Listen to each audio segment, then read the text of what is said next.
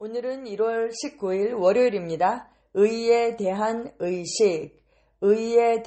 의식이라는 제목입니다. 말씀은 고린도전서 15장 34절입니다. 깨어 의를 행하고 죄를 짓지 말라. 하나님을 알지 못하는 자가 있기로 내가 너희를 부끄럽게 하기 위하여 말하노라. 아멘. 깨어 의를 행하고 죄를 짓지 말라. 하나님을 알지 못하는 자가 있기로 내가 너희를 부끄럽게 하기 위하여 말하노라. 당신이 자신의 의에 대해 인식하기 전까지 의는 당신을 위해 역사하지 않을 것입니다. 의식을 갖는다는 것은 당신이 하나님 앞에서 의롭다 하심을 받고 깨끗해지고 받아들여졌음을 인식하는 것입니다. 이는 더 이상 자신의 그 과거의 눈으로 자신을 바라보지 않고 하나님의 눈으로 그리스도의 의를 통해 자신을 바라보는 것을 의미합니다. 아멘. 네, 더 이상 육신의 눈으로 우리 자신을 바라보지 않는 것이죠. 하나님의 눈으로 우리 자신을 보는 것입니다. 근데 하나님께서 우리를 보실 때 어떻게 보시나요? 바로 그리스도를 통해서 우리를 보시는 것이죠. 고린도전서 1장 30절에 어떻게 말씀합니까?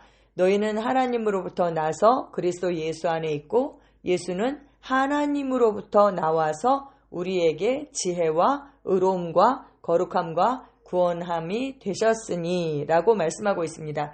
예수님께서 하나님으로부터 나와서 우리의 의가 되셨다라고 성경은 말씀하고 있습니다. 우리의 어떤 행위가 아니라 그분이 우리의 의가 되셨기 때문에 우리가 그리스도와 똑같은 그 의를 갖는 것입니다. 그래서 이 의를 받았는데 관건은 우리가 이 의를 얼마나 인식하고 의식하고 사는가, 바로 그것이죠. 여기에서 받아들여졌다. 이 말씀이 너무 좋은 것 같아요. 우리가 죄인이었을 때는 하나님과 화목할 수가 없죠. 하나님은 의이시고 빛이시고 거룩하신 분인데 우리는 죄 가운데 있고 죄인이었기 때문에 하나님과 화목할 수 없는, 하나님과 원수된 그런 자들이었습니다. 하지만 그리스도의 의를 통해서 우리가 의롭게 되었죠. 그래서 하나님과 우리 사이에 더 이상 불목할 것이 없는 그런 관계가 된 것입니다. 그래서 하나님께서 우리를 받으셨다. 받아들여졌다. 할렐루야. 당신이 이 의를 인식할 때 죄책감과 두려움은 힘을 잃습니다. 이것이 바로 바울이 의에 대해 깨어 있으라고 말한 뜻입니다. 당신이 누구인지 깨달으십시오. 당신은 은혜로 구원받은 죄인이 아닙니다. 당신은 그리스도 예수 안에서 새로운 피조물입니다. 이전 것은 지나갔고 모든 것이 새롭게 되었습니다. 아멘. 네, 그렇습니다. 우리가 의에 대해서 깨어 있을 때에 이 의식은 우리에게 담대함을 주게 되죠. 그래서 하나님 앞에 우리가 담대하게 나아갈 수 있습니다. 구원받기 전에는 우리는 죄인이었습니다. 그런데 구원받았죠. 죄인이 구원받았는데도 여전히 죄인이라면 그것은 정말 희망이 없는 것이죠. 그런데 우리는 죄인이었지만 구원받았고 하나님의 생명으로 거듭나게 되었습니다. 이 생명은 의의 본성을 가진 생명인 것입니다. 우리는 정말 하나님을 하나님답게 하는 그 생명을 가진 예수 안에서 새로운 피조물로 거듭나게 되었습니다. 할렐루야. 아멘. 이러한 인식은 당신과 하나님의 교제를 변화시키고 삶을 다스리는 사고방식을 줍니다.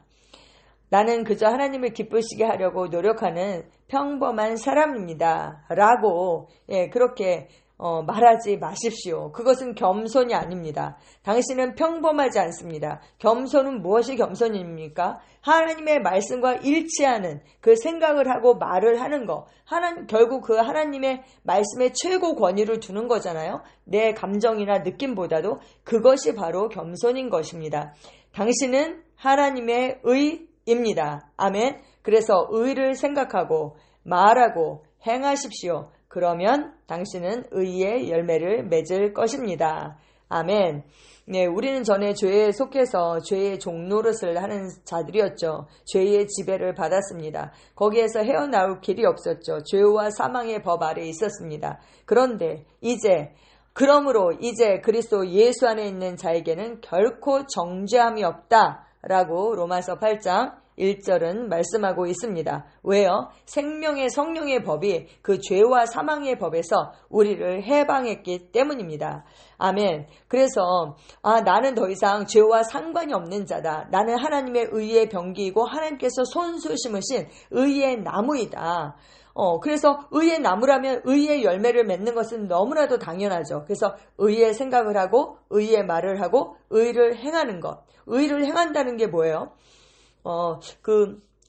의라는 것은 언제나 바른 것을 선택할 수 있는 능력이죠.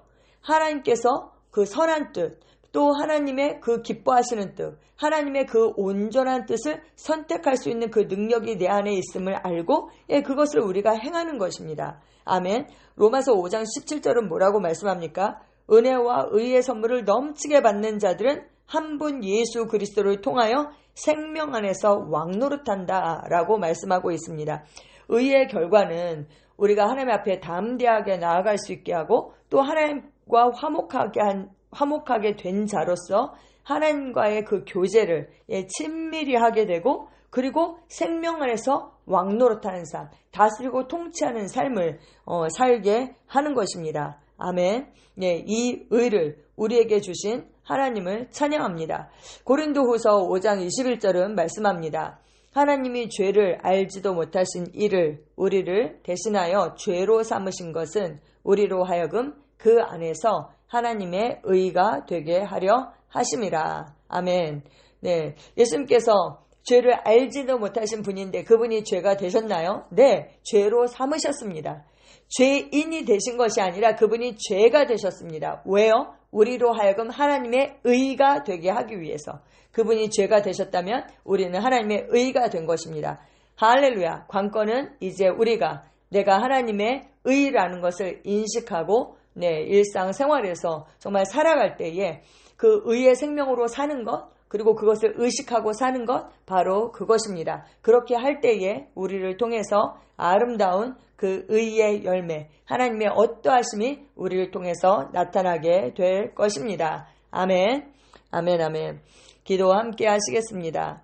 사랑하는 하늘 아버지, 내 영에 하나님의 의를 주시니 감사합니다. 나는 그리스도 안에서 내가 누구인지 알고 있습니다. 나는 거룩하게 구별되었고 영광스럽고 의롭게 되었습니다. 나는 하나님 앞에 담대히 행하며 예수 그리스도의 은혜로 생명을 다스립니다. 나는 성령의 능력으로 승리하며 의의 열매와 일들을 맺습니다. 예수의 이름으로 기도합니다. 아멘.